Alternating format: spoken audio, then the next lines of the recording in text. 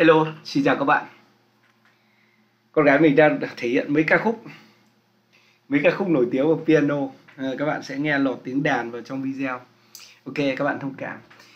Trong video này mình sẽ nói về mấy cái tính năng mới nâng cấp của Filmora 11.4. Có mấy cái tính năng hay, đâm ra mình lại làm một cái video gọi là nâng cấp cho các bạn. Thì các bạn chú ý nhé, là bạn nào có bản quyền thì bạn nâng cấp, nhưng bạn nào không có bản quyền, bạn dùng vào crack các thứ thì bạn đừng nâng cấp. Còn nâng cấp lên thì các bạn này phải đi crack lại, rất là mệt. Thế còn là bạn nào mà muốn mua bản quyền thì mình có hỗ trợ mua bản quyền, link dưới mô tả. Link dưới mô tả và thông tin dưới phần mô tả nhé. Ok, trong cái phiên bản nâng cấp mới này ấy, thì phiên bản Filmora 11.4.1 là hiện tại có mấy cái tính năng mới nhé. Sơ bộ thì nó sẽ có thêm mấy cái audio, tức là mấy cái hiệu ứng cho audio để biến đổi giọng nói của bạn. Ví dụ bạn muốn là biến thành giọng con cái này, giọng trẻ con này, giọng robot này, hoặc là giọng kiểu robot trí tuệ nhân tạo ấy, thì có mấy cái như thế thì bạn có thể thêm. Trước đây nó chỉ có 4 hay 5 cái thôi, 5 cái hiệu ứng audio thôi, bây giờ là có 12 cái. Đấy là cái thứ nhất. Cái thứ hai là nó thay đổi trong cái phần mà chỉnh sửa chữ nâng cao, tức là chỉnh sửa title ấy. Khi mà bạn đưa cái chữ vào title thì bạn có thể chỉnh là thêm cái viền này, thêm cái viền và thêm cái bóng. Nhưng mà bây giờ bạn có thể thêm nhiều viền, thêm nhiều màu và thêm nhiều bóng cho cái title. Thứ ba nữa là cái về phần xuất bản. Thì xuất bản thì có hai cái, là một là các bạn có thể xuất bản được một phần của cái clip ở trên timeline, và thứ hai nữa là bạn tạo được ra các cái preset để bạn xuất bản. Ví dụ như preset cho YouTube này, preset cho TikTok này, preset cho Facebook này, thì rất là tiện lợi. Đó, 4 cái. Ngoài ra nó có thêm một số cái hiệu ứng, tí mình sẽ chỉ các bạn. Ok, bây giờ đi vào phần mềm nhé. Quên nhầm, đi vào màn hình. Ok nhé, đây là ở trên màn hình của mình. Cái tính năng đầu tiên mình chỉ các bạn đó là tính năng về hiệu ứng audio. Để mình đeo cái tai nghe vào. Đeo cái tai nghe vào cho nó dễ. Thứ nhất về hiệu ứng audio thì đây, ví dụ mình có một cái file lồng tiếng như này, file đơn giản thôi. Tiếng này sẽ có thêm được nhiều hiệu ứng vào các bạn nhé. Ok, thì để thêm một cái hiệu ứng vào cái này ấy, thì các bạn sẽ đi đến phần này nhé, phần effect này nhé. Trong phần effect này thì các bạn sẽ kéo dưới, nó sẽ có phần audio effect. Đó, đây phần audio effect này các bạn nhìn này, bây giờ nó sẽ có 12 cái nhé. Trước đây nó chỉ có là cái phone này, echo này, lobby, big room, small room. Bây giờ nó có thêm mấy cái nữa, 2, 4, 6, 7 cái nữa. Ví dụ bây giờ bạn muốn thêm vào nó giọng trẻ con chẳng hạn, bạn kích vào đây. Hit play on your imagination. Đây giọng trẻ con, đây còn giọng đàn ông. Hit play on your imagination. Giọng radio cũ. Hit play on your imagination. Giọng robot AI. Hit play on your imagination. Robot truyền thống. Hit play on your imagination. Đấy, ví dụ bạn muốn dùng bất kỳ một cái effect nào ấy thì bạn chỉ việc kéo vào nhé. Thứ nhất là bạn kích đúp vào vận tải, sau đó bạn kéo, bạn thả xuống cái file âm thanh của bạn. Ví dụ cái này, giọng nói của mình bây giờ biến thành giọng robot này, robot truyền thống này. Tiếng này sẽ có thêm được nhiều hiệu ứng vào các bạn nha. Rất là hay đúng không? Để mình xóa cái hiệu ứng này đi đã, delete effect đi. Ok, kéo về đầu. Ví dụ biến thành giọng trẻ con chẳng hạn, kéo vào đây. Đó. Tiếng này sẽ có thêm được nhiều hiệu ứng vào các bạn nha. Rất là đơn giản đúng không? Thế còn cái effect này ấy, thì nó sẽ bạn kích đúp vào cái file âm thanh nhé. Trong phần audio thì bạn sẽ có cái thêm phần này, audio effect ở đây. Nếu như bạn muốn bỏ nó đi thì bạn kích vào cái nút dấu chéo này để xóa. Ok, đấy là cái tính năng thứ nhất, tất cả thêm những cái hiệu ứng audio. Thế còn tính năng thứ hai là về cái text ấy, tức là về cái chữ. Thì cái chữ này thì bây giờ ví dụ trước đây là bạn muốn thêm chữ vào video nhé, thì bạn sẽ đi đến phần title đúng không? Sau đấy bạn sẽ nhập vào, tức là bạn kéo một cái title xuống, kéo một cái title xuống timeline, với title này chẳng hạn. Sau đó bạn chỉnh, ví dụ bạn muốn kích đúp vào chữ này, kích đúp vào cái hộp title này để bạn thêm chữ, chỉnh chữ này. Ví dụ ở đây kênh của mình chẳng hạn, e-learning supporter đúng không? Để cái mic này nó xa tí. Ví dụ cái chữ này bình thường ấy là mình sẽ chọn được preset này, animation các thứ ở đây. Và nếu như mà mình muốn nâng cao thì mình nhấn vào nút này, nút advanced. Thế thì bây giờ ấn vào nút advanced này thì nó hơi khác một tí. Kể cả là ở cái phần cơ bản này nó cũng khác nhé. Ví dụ ở đây trước đây nó chỉ có là preset và animation thôi. Còn bây giờ nó thêm có phần word art nữa nhé. Word art này rất là hay ở chỗ là nó cho phép mình là tạo chữ kiểu word art mà nó không cần tốn nhiều thời gian ấy. Nó cho mình nhiều cái preset, ví dụ bạn chọn vào đây nhé. Word art này, ví dụ đây cái chữ này bình thường đúng không? Chữ này chả format gì, màu trắng này, mình có thể chọn bất kỳ một cái kiểu nào ở đây, rất là nhiều kiểu luôn. kiểu là đặt tên kênh hoặc là tiêu đề video rất là hay. Ví dụ cái này chẳng hạn, bạn thích thì bạn kích vào đây, đó, chuyển cái chữ mình ra cái này luôn, đẹp không? Đó, thích thì thêm cho nó animation, vào đây tạo animation, typewriter chẳng hạn, ra một cái tên kênh mà mình không cần phải design gì cả, rất là hay. Chuyển vào WordAd, bạn muốn đổi kiểu khác bạn có thể đổi, ví dụ kiểu này chẳng hạn, đó, bóng này, xong rồi lâu, rất là đẹp, đúng không? Đẹp tuyệt vời luôn. Đấy là cái WordAd. Thì WordAd ở phần basic cũng có, và ở trong phần advanced này cũng có. Thế còn đây, nếu như mà trước nhé, bản trước là bản Filmora 11.3 trở xuống ấy, thì các bạn sẽ đi đến phần này, phần title nhé. Title bạn có phần WordAd này, thì bạn phải kéo, bạn thả cái chữ này xuống, sau đấy bạn đổi, thì nó hơi bị mất thời gian. Thế còn bây giờ ấy, thì bạn chỉ cần kéo một thả bất kỳ một cái chữ nào đó, sau đó bạn đổi, tức là bạn chọn một cái kiểu WordAd rất là hay. Bây giờ mình sẽ xóa cái này đi nhé. Xóa cái này để mình kéo một cái chữ xuống cho các bạn xem. Đây, chữ mặc định nhá. Default. Đây, your title, default title. Ví dụ cái chữ này chẳng hạn, mình kích đúp vào đây, mình sửa này, ES channel chẳng hạn. Ví dụ vậy thôi. Bây giờ mình muốn đi đến phần advanced, trong phần advanced nhé, mình muốn chỉnh, tức là chỉnh nâng cao của cái chữ này, thì mình sẽ chọn sang phần bên này nhé, phần customize. Ở đây nó có mấy cái mới này, một là màu nhé, các bạn có thể thêm nhiều màu. Ví dụ ở đây mình chọn là color fill. Trong color fill tức là cái màu chữ nó chỉ có một màu thôi, thì mình có thể kích vào đây mình chọn này, tức là đổi các cái màu cho từng chữ ở trong đây. Ví dụ đây là có màu trắng này, bây giờ mình muốn thêm nó một màu, mình ấn vào dấu cộng này, thêm cho nó một cái màu nữa.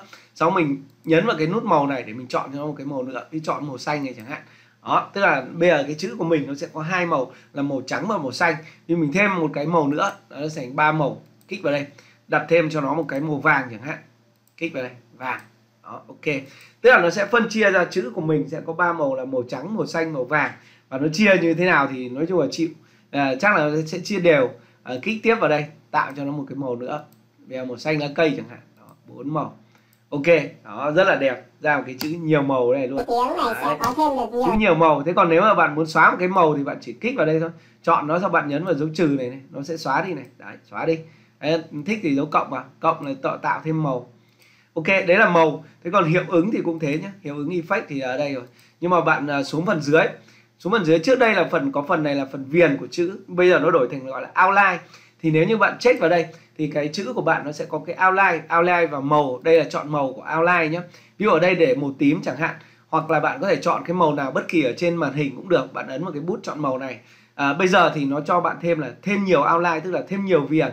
Bạn kích vào cái dấu cộng này, kích vào dấu cộng này, nó thêm cho mình một cái outline nữa ở đây.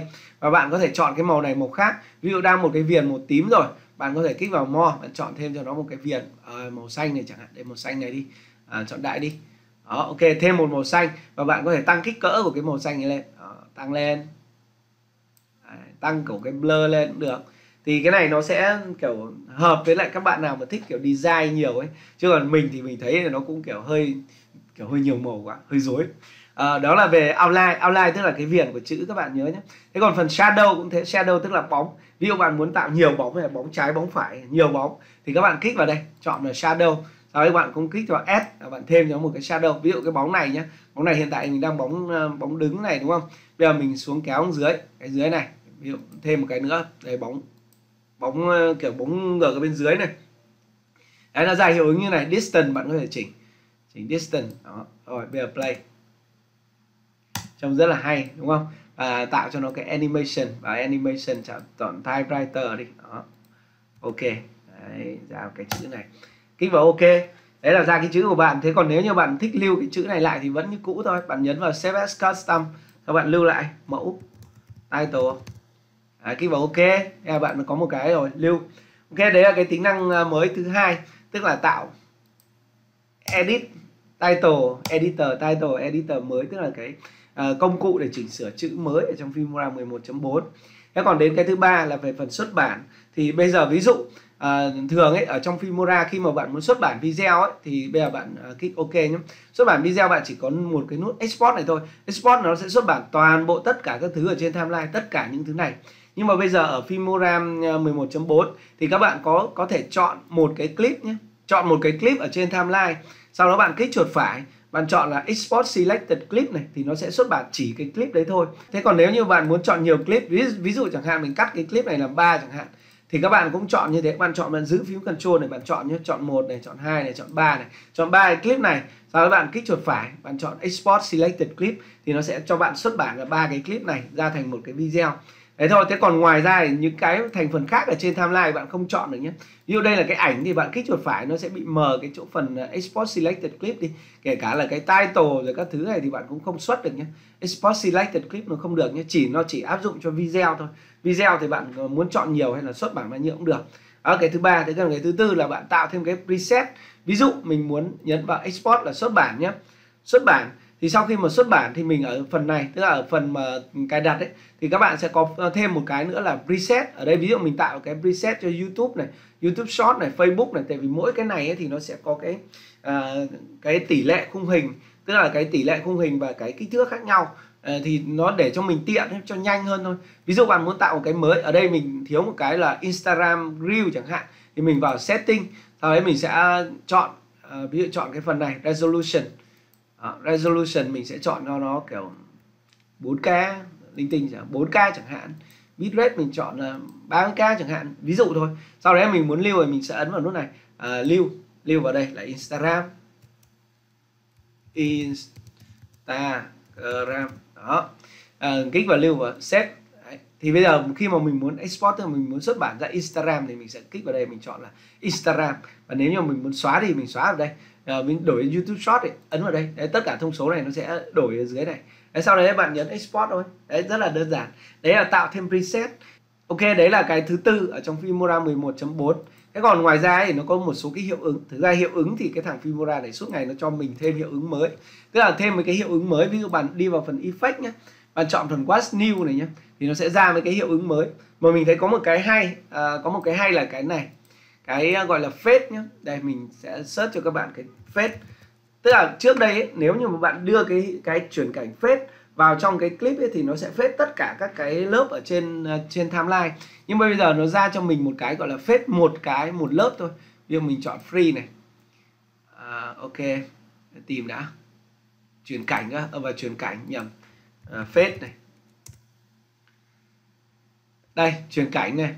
Fade single track. Đấy, tức là nó thêm cho mình cái hiệu ứng chuyển cảnh, là tức là chỉ làm mờ một clip thôi. Ví dụ clip này chẳng hạn nhé. Đây, ví dụ cái clip này, đây là clip green screen. Nếu như mà mình thêm cái hiệu ứng fade bình thường vào đây này, kéo vào đây, đúng không?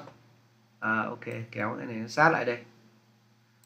Nếu mà thêm vào đây bình thường như này thì nó sẽ, tức là nó sẽ mờ luôn cả cái nền luôn. Đây, đấy, tối luôn cả nền, đấy, sáng lên, đúng không? Nhưng bây giờ nếu như mà mình đưa cái fade single track này, đưa này vào đây, thì nó sẽ chỉ có kiểu mờ và xuất hiện của cái track ở trên thôi. Đây, track này, ví dụ. Đó, tức là nó chỉ ảnh hưởng đến cái track ở trên thôi, nó không ảnh hưởng đến cái dưới này. Nói chung là rất là nhiều nhé. Các bạn xem vào phần What's New này, trong effect cũng có này, element cũng có này, title cũng có. Tức là mỗi một phiên bản mới thì bên Wondershare nó lại thêm cho mình thêm một số hiệu ứng. Ok, đấy là tất cả mấy thứ, mấy cái tính năng mới về Filmora 11.4. Mình hy vọng là video này nó hữu ích với các bạn. Còn nếu như các bạn có bất kỳ câu hỏi nào hay là nhờ mình mua bản quyền các thứ ấy, thì các bạn có thể xem thông tin ở dưới phần mô tả hoặc là comment, mình sẽ trả lời, làm video hướng dẫn trả lời các bạn. Ok, xin chào và hẹn gặp lại các bạn ở những video lần sau. Goodbye.